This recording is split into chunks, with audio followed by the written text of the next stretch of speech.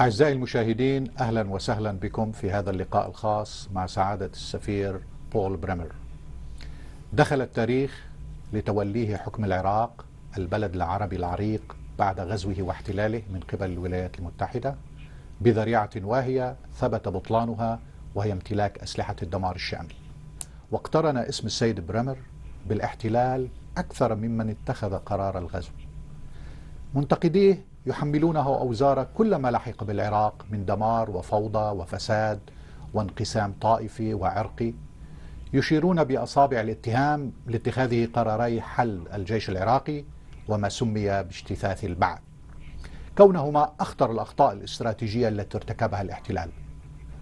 رد على هذه الاتهامات في كتابه بعنوان عام أمضيته في العراق، وكذلك المقابلات الصحفية القليلة. السفير بريمر يلقي اللوم على القيادة السياسية والعسكرية التي خططت للغزو في واشنطن، وخاصة لأنها لم ترسل القوات اللازمة والعدد الكافي لحفظ الأمن والاستقرار. قبل تعيينه حاكما للعراق بتاريخ 6 مايو أيار 2003 كان متقاعدا من السلك الدبلوماسي بعد 23 عاما من الخدمة، لكنه لم يخدم في أي بلد عربي، وعمل في الاستشارات لشركة أسسها وزير الخارجية السابق هنري كيسنجر، وكذلك كبير مستشاري الرئيس ريغان والخارجية لشؤون مكافحة الإرهاب. أهلا وسهلا بك سعادة السفير. شكرا. سعادة السفير، شغلت منصب مدير سلطة التحالف المؤقتة لنحو 14 شهرا بعد غزو العراق. ضمن نطاق مهامك كان يتعين عليك مواجهة القوى التي قاومت الاحتلال، المنظمات الإرهابية، عدد من الجماعات السياسية المتنافسة هناك. ونحن الآن بعد 10 سنوات منذ بدء الغزو العراق لا يزال يعاني العراق مرحلة قاسية من عدم استتباب الأمن، من الاحتجاجات المدنية. فالحكومات العراقية المتعاقبة شقت طريقها بصعوبة لمعالجة تلك المسألة. والآن بعد انقضاء كل تلك المدة، هل تعتقد أنه من المنصف تحميلك شخصيا وسلطة التحالف المؤقتة مسؤولية ما يجري؟ Look, the American government as the occupying power basically faced 3 problems. We had a political problem of trying to introduce representative government. We had to try to begin reviving the Iraqi economy, which was in a desperate shape, and we had to provide security. The way the government was organized, the CPA that I was in charge of was responsible for the first 2 areas, political and economic development. The military, under our system, always under civilian control. The military was a different chain of command. I had no authority over the military. And as you mentioned in your introduction, I pointed out in my book that I raised concerns right from the start that we had not had sufficient security forces in Iraq to provide security for the Iraqi people. And that colored both the political and economic sides as well. Obviously, it was a challenge. Now, I take responsibility for the CPA's actions, which involved the political and economic. I did not have responsibility for the military part, so I have to say that that was the responsibility of people in Washington. سعادة السفير، في الشهور الأولى لسيطرة السلطة المؤقتة قمت ببلورة نظام حكم جديد للعراق، مجلس الحكم، الذي مثل المكونات الطائفية والعرقية كما عرفتها ذلك آنذاك. ما هو مبرر إنشاء مجلس الحكم بهذه الصيغة؟ وهل تعتقد أنه زرع عمليا بذور ثمار العنف الطائفي في العراق؟ Well, I've heard the argument that the way it was constructed exacerbated sectarian disputes. Why did we do it that way? Well, effectively what happened was we had told the Iraqi people that they would have a representative government. And that means there has to be some relationship between the structure and the population base. Now, nobody knew what the population of Iraq was. There had not been a census since 1957. But the Shia insisted right from the start that whatever government we put together the governing council. They had to be a majority. Once the Shia made that statement, effectively it set in train the Sunnis saying, well, if the Shia are going to have a majority, we represent 40% of the population. We have to have 40% of the seats. Then the Kurds said, no, but we're 25% of the population. We have to have 25%. So once the Shia insisted on a majority, there really was no other way to put together a governing council than by listening to the various groups. We didn't like it. I wrote in my book that we didn't think this was a wise way to go about it, but we really had no choice at that point.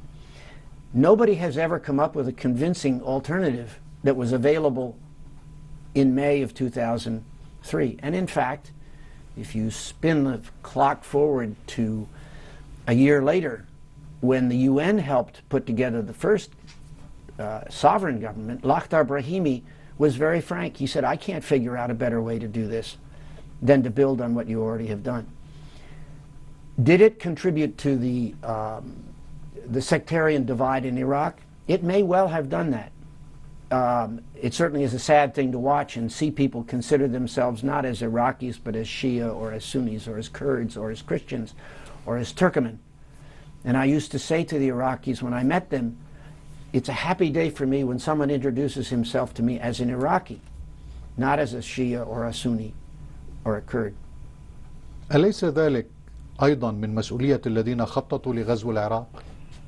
بمعنى أنه إذا كان هناك بعد إزاحة النظام السابق لا يوجد أي تصور وتخيل للمرحلة القادمة، وبالتالي تقر الآن أنه لم يقدم لك أحد أي اقتراح. ألم يطرح هذا السؤال إذا تم تغيير النظام ماذا سيحصل في العراق؟ The pre-war planning, I was not involved. I was, as you mentioned, a businessman. The pre-war planning was based on the assumptions, all planning is based on assumptions, that the situation after Saddam fell would look much like the situation after we defeated Saddam in 1991 in the first Gulf War. We would face large-scale destruction of the oil industry. There would be huge refugee movements. There would be humanitarian concerns. The planning, in other words, was based on assumptions that actually turned out to be wrong. I don't blame the planners. You have to start somewhere. So the pre-war planning on the civilian side actually did not fit the situation on the ground. The pre-war military planning also did not fit the situation on the ground. You can always say that planners should have done better. That's probably true.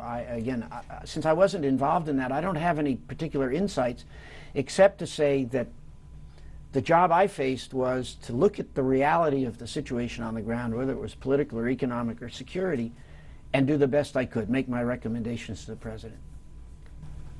كيف يمكن أن يكون جزء من أهداف غزو العراق بناء نموذج ديمقراطي وألا يكون هناك تصور لإقامة ديمقراطية حقيقية، ونحن ننظر الآن بعد 10 سنوات وبعد تجربتك شخصيا كيف تنظر إلى هذه المسألة؟ أنه هل يمكن بالفعل أن يتم خلق نموذج ديمقراطي بالطريقة التي تم فيها حكم العراق وتكريس المذهبية والطائفية والعرقية؟ Well, first of all, let's step back and look at the reality. Iraq is a functioning democracy. They've had 5 elections since the CPA left, which is more than most of the countries in the region. They have a constitution which, despite its flaws, is the most progressive constitution of any Arab country that I'm aware of. And while the democracy has had a lot of flaws, and I have concerns about the direction of the politics in Iraq, we need to keep those things in mind. Secondly, the economy has been a tremendous success. Now, there's lots of corruption, absolutely. And one of the things that concerns me about the present government there is they have tended to try to undo some of the institutions we put in place to try to control corruption. But it is still a functioning democracy, so it isn't a theoretical question, can there be a democracy in Iraq? There is a democracy in Iraq. Can the democracy be better? Absolutely. تعرضت سعادة السفير لانتقادات شديدة بوصفك من أصدر قرارين خطيرين مباشرة بعد الغزو، تسريح الجيش العراقي أو حل الجيش العراقي، والثاني اجتثاث البعث. ما هي المسوغات التي أدت بك للتوصل لاتخاذ القرارين؟ هل هذه القرارات كانت قراراتك شخصيا أو بناء على توصية مساعديك، أم أن مثل هذه القرارات تم اتخاذها في واشنطن؟ Well, let's take them one at a time. On debathification, the decision on debathification was made in Washington before I was back in government, and it was based on the discussions that the State Department had with Iraqis, a study called the Future of Iraq study, done by the State Department in 2002 and 2003, which concluded, all of the Iraqis they spoke to, that there could be no place in a free Iraq for the Ba'ath Party. It had been the political instrument of Saddam's control, and it was hated. And in fact, again, before I came in government, General Franks, who was in charge of the military operation, had already outlawed the Ba'ath Party. It was already illegal by the time I came back into government. The U.S. government then addressed itself to the question, what do we do about Ba'ath Party members? If the party is illegal, what do we do about all the members? There were estimated to be some 20 or 30,000 members, senior members of the party. So we were talking about 1% of the party members, the top ones. And the government, again, before I came in back, decided that they would issue a decree, which I did issue in my responsibility, that said these top members of the party, this top 1%, can no longer be members of government. They can go off and be journalists, they can set up companies, they can be farmers, but they can't be in the government. So it was drafted as a very narrow decree addressed basically to the top members of the party. It was, I believe, like the correct thing to do. There's no question that some form of debathification was going to happen, and the mistake I made, which I have said again, it's in my book, was I turned the implementation of this very narrow decree over to Iraqi politicians. That was a mistake, because the politicians then tried to use it for their own purposes. What I should have done, and I readily say in retrospect I know that now, is I should have gotten a group of respected Iraqi judges or lawyers, because they have a high position in the social structure of Iraq. I should have gotten a group of judges and lawyers together to implement the policy instead of having the Iraqi politicians do it. And that caused a lot of problems. ماذا عن موضوع حل الجيش العراقي؟ نحن نشهد الآن وضع أن معظم الذين تم تسريحهم من الجيش كانوا من الطبيعي أن ينضموا إلى المقاومة، وأن ليس لديهم خيار آخر، وبالتالي أحد أعمدة استقرار الدولة والحفاظ عليها تم إلغاؤه. وبالتالي ألم يكن، وأنت تحدثت كثيرا في كتابك وأحيانا حول صعوبة إعادة بناء قوات الأمن والجيش في العراق، وبالتالي بدأ هذا القرار أيضا قرارا خاطئا بكل معنى الكلمة، أن يتم إلغاء الجيش النظامي العراقي كليا. كان يمكن إعادة بناؤه وإبقاؤه كما هو. فلماذا تم ذلك، وما هو رؤيتك لهذا القرار؟ The fact was there was no Iraqi army in place by the time I arrived. According to the military, there was not a single Iraqi unit standing to arms anywhere in the country. What had happened? Well, what happened was when the army enlisted men, the draftees, who were almost all Shia, there were about 315,000 enlisted men, when they saw that which way the war was going, they deserted. They went home. They took their rifles and they went back to their farms and their villages and their houses. And as that process happened, as the army disintegrated effectively, they also tore down all the barracks. They destroyed all of the bases. So not only was there no army, there was no place to put an army. The discussion in Washington after the fall of Baghdad, again, before I came in government, was what do we do? Do we try to recall the army, or do we rebuild an army? So those were the two choices that we faced. The advisors I had recommended to me, and I recommended to the president, and he agreed, that we should rebuild the army, not recall the army. Why? There were practical reasons and political reasons not to recall the army. The practical reasons started with this question: was the vast majority of the enlisted men were Shia. The vast majority of the officer class were Sunnis, either Arabs or Kurds, most of them Arabs.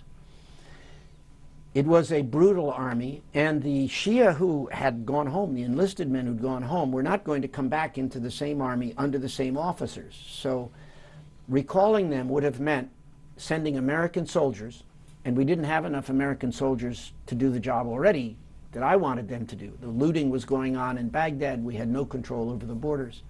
We would have had to take American soldiers, send them into the villages and farms and houses of the Shia enlisted men, and force them back into an army under officers who abused them and brutalized them. Second problem, practical problem, was we had no place to put them because the barracks were all gone, the bases were gone. The political problem was even more decisive, in my view. The Kurds were very clear, the Kurdish leaders were very clear in telling me that if we called back if the Americans called back Saddam's army, they would secede from Iraq. That would be the breakup of Iraq, which would set off, first of all, a civil war inside of Iraq, and probably a larger regional war where the other Kurdish populations in the countries around Iraq would have gotten involved in trying to support an independent Kurdistan. So there were those political problems, and then there was a third one. Thanks to the wise decision of Grand Ayatollah Sistani, the Shia, who were certainly a majority of the population, were cooperating with the occupation. And the Shia leaders we spoke to about the army were just as clear as the Kurds had been, because they remembered that it was Saddam's army, particularly the Republican Guards, who had slaughtered them by the tens of thousands in the wake of the invasion of Kuwait in 1991. And they said as well, we cannot cooperate with you if you're going to bring back Saddam Hussein's army. So there were very strong political reasons and practical reasons not to recall the army. Then the question was how to build an army. And we did build an army. We didn't do it fast enough. But the army, despite all the problems, despite all the chaos of the last couple of years, the army is still the most respected institution in Iraq. And we said when we built that army that any member of the former army up to the level of colonel can become part of the new army. And in fact, that's what happened. By the time I left, I think we had by that time 3 or 4 battalions, I don't remember. Most of the enlisted men in the new army, they were not conscripts, it was a volunteer army. All of the NCOs and the officers came from the old army. So the argument that the people from the old army, which was implied in your question, had no alternative is simply not true. They could have gone out and started a business. They could have joined the new army. There was no tinge on that. I don't dispute that some of them decided to join the insurgency. Not actually in 2003 and 2004, more likely in 2006 and 2007. But again, this was a decision that was considered, and I think it was the right decision. ذكرت آية الله العظمى السستاني وأنه ساعد في بعض الأمور، وكان هناك موضوع يتعلق بصياغة الدستور الجديد للعراق، وكان هناك مفاوضات صعبة تجري بين الأطراف المختلفة. تتحدث بكتابك على أنه كانت مرحلة شديدة التحدي. لم تلتقي السيستاني، لماذا لم تلتقيه شخصيا، وما هو تقييمك للدور الذي لعبه خاصة في المراحل الحرجة خلال تواجدك في العراق؟ Grand Ayatollah Sistani made a decision that he would not meet with any members of the CPA or occupation. I would have been honored to have had an opportunity to meet the Grand Ayatollah, but he did not want to. Now, on the other hand, I had a very intense dialogue with him through intermediaries, various intermediaries. I calculated once that I probably had an exchange of 48 or 49 different messages back and forth, including written letters with the Grand Ayatollah Sistani during the year I was there. So that means we were communicating 3 or 4 times a month. It was a very intense dialogue. My view was that the Grand Ayatollah's vision for Iraq was very similar to the vision that the coalition had for Iraq, which was a democratic or at least representative government of some form, and that within the bounds of what he thought was the appropriate role for a Grand Ayatollah, he was generally helpful in realizing that dream. So I had great respect, and I have great respect for Grand Ayatollah Sistani, and I felt that we had a very open and free dialogue with each other that was very helpful to me. شخصية أخرى هو تيار أيضا من يقود تيار المهدي بزعامة السيد مقتدى الصدر. في كتابك تتحدث وأحيانا بأسى بالغ حول كيفية التعاطي والتعامل مع السيد مقتدى الصدر. طبعا هو أثبت جدارته كقوة سياسية مؤثرة في العراق الآن، استطاع التمثل بعدد من المقاعد في البرلمان، بعض الوزراء في حكومة رئيس الوزراء نور المالكي. كنت قد طلبت باعتقاله، بإلقاء القبض عليه واعتقاله، وأن يتم إلحاق الهزيمة بجماعته، ولكن كل هذه المحاولات باءت بالفشل، بما فيها محاولة ذكرتها في كتابك حول أن بعض القيادات العسكرية الأمريكية حالت دون القيام بذلك. هل تعتقد أن تقديرك لهذا الأمر كان خاطئا بكيفية التعاطي مع مقتدى الصدر في ذلك الوقت، وبنفس الوقت أيضا أحد أشكال فشل التعامل مع الوضع بالعراق هو أن لا يتم التعامل مع حالات مماثلة مثل هذه الحالات؟ Here's the problem with Muqtada al-Sadr. First of all, I was not trying to arrest him. It was an Iraqi magistrate who issued a warrant for his arrest for involvement in the assassination of Ayatollah al-Khoy when he returned to Baghdad from London on April 10th, 2003. The Iraqi magistrate had investigated the case, had issued an arrest warrant. The Iraqi police were prepared to carry out the arrest warrant and arrest him. We got involved because the Iraqi police said they wanted some military, coalition military, to provide perimeter security in the outer perimeter, outside, away from Muqtada's residence, so that the police could go in, because they didn't know how many people might resist the execution of this Iraqi arrest warrant. One of the principles of good government is the rule of law. My view was that Iraq had lived without the rule of law. It had lived under the rule of one man, Saddam Hussein, for far too long. We wanted a credible justice system, and one of the principles of the rule of law is all people are equal. And I had my legal assistants examine the evidence that the Iraqi magistrate was using for the arrest warrant, read through the affidavits, interview the people involved. Their conclusion was that this was a legitimate arrest warrant based on convincing evidence that Muqtada had been involved in this murder. So my position was, whoever he is and whoever anybody is, we are trying to introduce the rule of law. An Iraqi judge under Iraqi law had issued a legitimate arrest warrant. He asked for our help, or the police asked for our help, in providing perimeter security so that they could carry out the arrest warrant. That didn't happen, as you mentioned.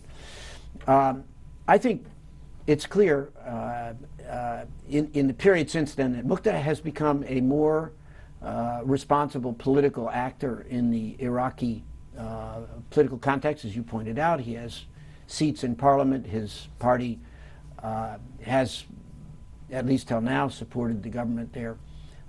So let's see what happens. Again, the situation I was dealing with was a different situation than there is today. سنأخذ فاصلا قليلا ونتابع الحوار أعزائي المشاهدين. فاصل قصير وسنتابع هذا الحوار مع سعادة السفير بول بريمر.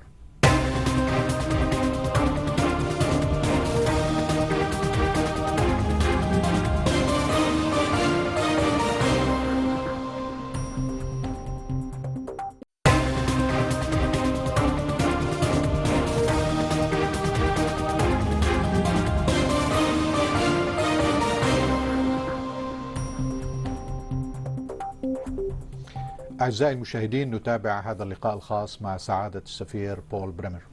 سعادة السفير، يغيب الرئيس العراقي جلال طلباني نحو 10 أشهر دون انقطاع عن المشهد السياسي لظروف صحية، ولا يلوح في الأفق أي فرصة لعودته واستئناف مهامه الرئاسية. هل تعتقد أن تقسيم المناصب الحكومية وفق أسس طائفية بين الشيعة والسنة وأساس عرقي بالنسبة للأكراد يسهم عمليا في زعزعة استقرار العراق؟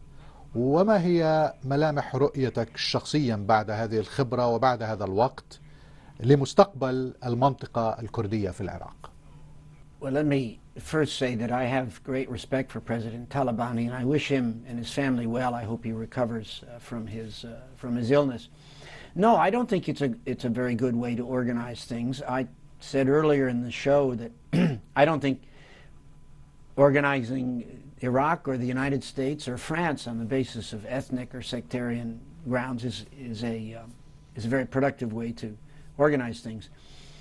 The problem we had in writing the Constitution, or helping the Iraqis write the Constitution, was the Iraqis themselves basically saw matters in those terms. And they wound up with a situation where they have at the present time anyway, a Kurdish president. On the Kurdish region, I haven't been there, but my understanding from friends who've been there, Iraqis and others, is that they have a very successful economy going now. Lots of money going in there, a lot of buildings going up, universities, businesses, not just from Turkey, but from other parts of the world, activities in the oil and energy section, where obviously they still have differences with the government in Baghdad.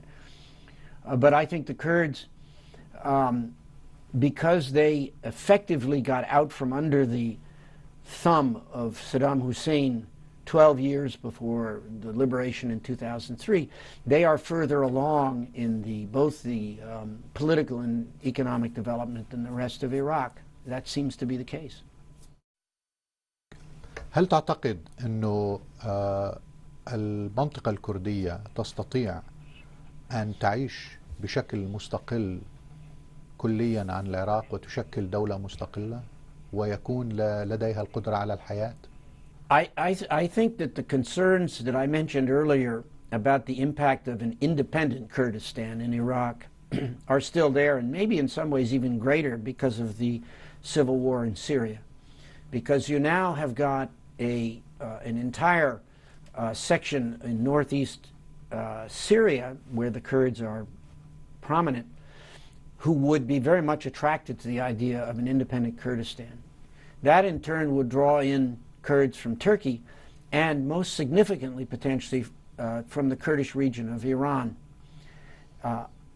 I don't think the Iranian government would tolerate the secession, the departure of the Kurds. They are the second largest minority group in Iran. People forget that the Persians are barely a majority in Iran. It's basically a Persian-run, multi-ethnic country, with Azeris being the largest and the Kurds the next. So I think, and I have said that over the years to my Kurdish friends in Iraq, there is a real danger, a regional danger of Iraqi Kurdistan declaring formal independence from Baghdad. The situation obviously is now much more complicated and difficult than it was when I was there because of the threatened disintegration of the Syrian state with the impact on the Syrian Kurds and then that impact on the Turkish Kurds. So I think it's a very dangerous situation. لا تعتقد أن بالإمكان للأكراد أن يشكلوا دولة مستقلة وتستطيع الحياة، لأنه كما ذكرت إيران لا ترغب في ذلك، تركيا لا ترغب في ذلك، وأيضا سوريا لا ترغب في ذلك، ترغب في أن يكون بلد موحد، وبالتالي الخيار الكردي هو أن يكون في عراق موحد كمواطن عراقي، أليس كذلك؟ There are both economic and political and strategic concerns about an independent Kurdistan, starting in Iraq. Particularly its impact in the immediate future on the Syrian and Kurdish, Syrian and Turkish Kurds, and in geopolitical terms, its impact on Iran. I really do not think the government of Iran is prepared to see the disintegration of Iran, because for the first time in its history, the Azeri population in Iran actually has an alternative. It's called Azerbaijan. There actually is a country now where Azeris are in the majority. So the Iranians face, in some ways, the same kind of problem that the Soviet Union faced when the Soviet Union came apart. What happens when all of these people begin to assert their independence? So there is, I think, a real political danger, or geopolitical danger, of proceeding. You can write on paper how nice it would be if there were an independent Kurdistan. There's also a question about its economic viability, because the Kurds in Iraq would have to assert full ownership of the oil resources in the north, and I don't think a government in Baghdad, this one or a likely successor, is going to go along with that. So there are some real problems. هذا يقودنا إلى زيارة رئيس الوزراء المالكي مؤخرا إلى واشنطن، والتقى بالرئيس أوباما وبنائب الرئيس بايدن وبأعضاء الكونغرس. طبعا قيل أن المهمة الرئيسية كانت لتفعيل اتفاقية الإطار الاستراتيجي ولكيفية مواجهة عودة الإرهاب إلى العراق بزخم كبير، يتحول العراق إلى حقل للموت عمليا بسبب التفجيرات التي تحدث يوميا، ولا يتم التركيز الإعلامي الكافي عليها، على هذه المأساة الكبيرة. ما هو رأيك وتقييمك لمستوى العلاقات السياسية والعلاقات عموما القائمة بين الحكومتين العراقية لنور المالكي ولأوباما؟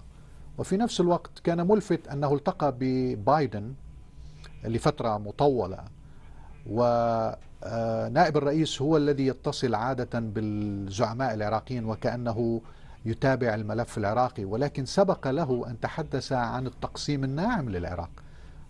فما هي نصائحك، إذا كان لديك نصائح للإدارة الأمريكية ولإدارة رئيس الوزراء المالكي حول كيفية مواجهة الوضع الراهن؟ Well, let me say first of all that I said at the time when Vice President Biden, among others, suggested the partition of Iraq that it was a stupid idea, and I still say it's a stupid idea for all the reasons we've talked about. And I don't think the Vice President is saying that anymore anyway. The relations between the United States and Iraq are not as good as they should be. And there's blame on both sides. I think President Obama made a very serious mistake in pulling the American troops out 2 years ago. There was a deal to be made, keeping them there. The president apparently didn't think it was worth pushing, and we left. And that had the consequences in Iraq. One of them is that, as al-Maliki said in his visit, Iraq faces an increasing challenge of dealing with a revived al-Qaeda, particularly in the western regions, but also now in the main cities. There was a bombing yesterday in Bakuba, in Baghdad, and so forth. And dealing with the overflow of the Jushr al-Nasra and other al-Qaeda type groups from Syria into the western Anbar province. So al-Maliki has a point that he needs some help militarily. Both of them should regret the fact that they didn't keep American troops there to help with counterterrorism, counterinsurgency, and most of all, they have lost a lot of the American intelligence capabilities by having our troops pulled out. Now, al-Maliki was asking, as I understand it, for substantial military assistance, helicopters, Apache helicopters, and ground forces. As I understand it, the American government position was, look, we're prepared to consider and carry out, after all, they have an agreement to supply F-16 aircraft. But you, Prime Minister, have got to find a way to open the political dialogue more, because I'm speaking for myself, not the government. My view is that al-Maliki has narrowed the political scope for action there by taking steps that are unnecessary against the Sunnis and by not finding an agreement with the Kurds. Now, Kurds are hard to deal with. I dealt with them. But there should be a deal that could be done with the Kurds. It's in everybody's interest. And I think the Prime Minister probably didn't like hearing that message, but I think that's the right message. And the right message is that the American government and the American people who have sacrificed a lot to bring democracy to Iraq look forward to a free and open election on schedule next spring. And we don't have a candidate for who's going to be the new leader. That's a question for the Iraqi people to decide. So that, I think, is the message that needed to be delivered. I wasn't in the meeting, so I don't know exactly what happened. But both sides are, I think, paying a price for not having American troops on the ground, which meant, as a political matter, that we lost our influence and leverage in Iraq, which left the door open for the Iranians to move in. It was a vacuum that somebody was going to fill. سأسألك عن الدول الجوار، ولكن لنتابع هذه النقطة. هل لا تزال على اتصال ببعض الزعماء العراقيين؟ وهل أنت برأيك يجب توفير المعدات العسكرية العاجلة التي طلبها المالك لمواجهة عودة تنظيم داعش الدولة الإسلامية في العراق والشام التي تعود وجبهة النصرة للعمل في العراق؟ It is in our interest, in Iraq's interest, that al-Qaeda be defeated again. We did defeat them once already in 2008 and 2009. ولكن يتم دعمها بطريقة غير مباشرة في سوريا. الموقف الأمريكي الرسمي أو السياسة الرسمية. Yeah, no, I understand the problem, but I'm saying that, of course, it's in our interest that they should be defeated in Iraq. It is in our interest that Iraq have a stable environment. A lot of Americans died giving Iraq the chance to build its own country. We spent a lot of money there. Iraqis died. They've spent a lot of money. So we have a mutual interest in that. I'm not enough involved in the details to know what kind of military assistance would make the biggest difference. My instinct tells me that it's in the area of counterinsurgency and counterinsurgency intelligence. Those are the areas where it doesn't require American boots on the ground. We're not talking about a new status of forces agreement. We're not talking about putting hundreds of American troops there. We understand the political problems for al-Maliki for that. But on his side, one hopes that al-Maliki also understands that if he's going to continue to get the support of the American people and the American government, he has to show that there's a real democracy, that he is open to involvement by all streams of Iraqi society in the governance of the country, and that he's prepared to see that free, fair, and open elections take place next spring. قبل أن أسألك عن الجانب الإقليمي، دول الجوار، تركيا، السعودية، الوضع في سوريا، هناك سؤال لم يتم الإجابة عليه ويتعلق حتى في كتابك لم تشر إليه. أنت أشرت فقط إلى أنه تم إلقاء القبض على الرئيس العراقي صدام حسين. لم تقل لنا، ونأمل الآن أن تكشف، هل لديك معلومات كيف تم الكشف؟ من كشف القوات الأمريكية عن مكان اختباء الرئيس صدام حسين، وكذلك عن منزل اختباء نجليه قصي وعدي، ومن فاز بالمكافأة المالية في الحالتين؟ The sons were identified by an Iraqi who pointed out to our military where they were stationed in a building in Mosul. They were invited to surrender, and instead they fired back, wounded some American soldiers, and our military returned fire, and they were both killed, and a reward was paid to that Iraqi. هل تذكر اسمه؟ No, I never knew his name. I never knew his name. For security reasons, I didn't know his name. I didn't want to know his name. كان قريبا من نجلي الرئيس العراقي راحل صدام حسين. بس هل عرفت علاقته بهم؟ You know, people's lives are involved in the answer to that question, so I'm not going to answer it. ماذا عن موضوع الرئيس إذن؟ The president. You know, we spent 6 months looking for him, and they were looking in all the palaces and stuff. And eventually our military came up with the idea that it was more likely that he would be identified by a chauffeur or a gardener. Somebody would know, somebody who was a worker, not a high-level person, Izzy al-Duri or one of these guys. It would be somebody who had been driving him in his taxi or whatever. And that's what happened.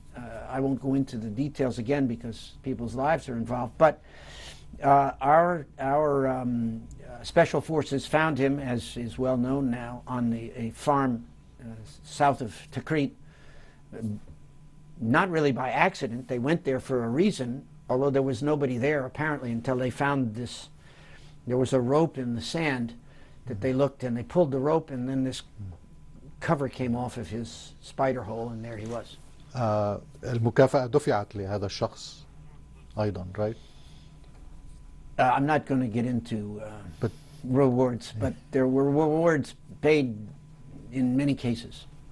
السؤال الأخير, طبعا نحن نستطيع أن نتحدث حتى في الأمور التي ناقشناها أكثر, ولكن يتعلق بصورة أساسية بالوضع في سوريا, وأنت أشرت إلى أنه يجب أن يتم هزيمة القاعدة وداعش الآن في العراق, ولكن نحن نجد أن الأزمة في سوريا التي استمرت لحوالي 3 أعوام تقريبا, سنصل إليها بعد شهور, هي تؤثر الآن على الوضع في العراق, وبالتالي هناك ضرورة لاعتماد سياسة مختلفة في كيفية التعاطي مع الوضع السوري.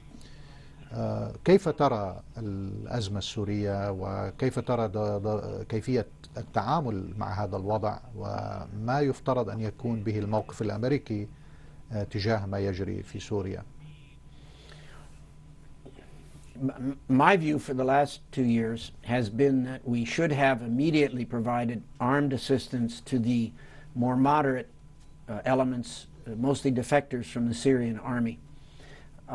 By postponing that decision, and in fact we've never carried it out, all of the bad things that the American government said would happen have happened. The extremists have been strengthened, the more moderate elements have faded away, the violence has continued. We estimate now that something like 120,000 Syrians have been killed in the last 2.5 years. The administration's policy has been very confusing, in my view. They have said, and they continue to say, that the objective that they seek is that Assad must go. That really was the president's first red line that he gave 2 years ago. The effect of the agreement that the Russians and we made on the chemical weapons is to ensure that Assad stays. So there's an inherent contradiction, because there's no way the inspectors can carry out their job without cooperating with Saddam. I think the situation has gotten very serious. I don't know at this point what more can be done. And it is, but yes, I meant Bashar Assad. It is a situation where it is not impossible that Syria simply comes apart, and you wind up with a part that is probably mostly in the west and in the north that is run by an Alawite, as an Alawite rump state, maybe with Assad still there, I don't know. and then a very messy operation where Al-Qaeda, Jamaat al-Nusra is very strong, which is certainly not in America's interest, and I don't think in Syria's interest. At this point, it's very hard to see how that trend can be stopped, frankly, because I think America and its allies made a mistake in not going in early, and now I don't know what to do, frankly. It is a very difficult problem. هناك اتهامات للسعودية من قبل المسؤولين العراقيين بأنهم يلعبوا دور سلبي في تأجيج العنف ودعم بعض الجماعات في العراق. برأيك على السعودية أن تعدل في سياستها فيما يتعلق في هذا الأمر وأن تكف عن هذه الأعمال؟ If the Saudi government is involved, I would think they should stop. Now, it is the case when I was there and the insurgency was just starting, and particularly in 2006 and 2007 when the insurgency really got going, most of the Al-Qaeda car bombers and operatives were not from Iraq. They were from places like Saudi Arabia, Algeria, Libya, Egypt. They were from other countries. So I don't know today what the context, I don't know who's conducting these bombings now for Al-Qaeda in Iraq, whether they're Saudis or not. If they're being supported by the Saudi government, I think that's not a friendly thing to do either to Iraq or to the United States. But I have to say, it's quite clear from Saudi actions in the last 2 weeks that they're pretty fed up with the American government at the moment themselves. They're turning down the Security Council seat and then making public their reasons for doing that are a clear indication the Saudis are worried that the Iranian influence in places like Iraq is becoming very strong. So they have a concern, as I do, about the fact that America's withdrawal really from Iraq, eventually from Afghanistan, will have the impact of strengthening the Iranians in the region. And that is a geopolitical concern I think that Americans should also share. للأسف لم يبقى لدينا وقت، ربما تجاوزنا الوقت، ولكن لدي فقط سؤال سريع وبإجابة سريعة. ما هو شعورك الآن بعد 10 سنوات على ما جرى في العراق وتجد أن الأزمة مستمرة والشعب العراقي يعاني؟ ماذا يخطر في ذهنك الآن وما هي مشاعرك نحو الشعب العراقي؟ You know, I developed great affection for the Iraqi people. It surprised many Iraqis to know that because they don't consider themselves very affectionate. But they are. I developed great affection for the Iraqi people and enormous respect for Iraq and for its history, going back now 5,000 years to Hammurabi. I think in retrospect, looking back, I was talking to a friend who was there with me in Iraq 10 years ago. I think we can say we did the best we could with the situation we were given and the fact that we never had enough troops.